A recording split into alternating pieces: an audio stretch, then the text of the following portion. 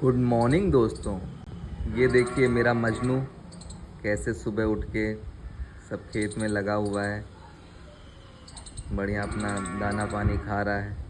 और इसकी लैला जो कि फीमेल है पूरी तरह से छुपी हुई है, वो देखिए थोड़ा सा दिख रही है, बहुत इतराती है।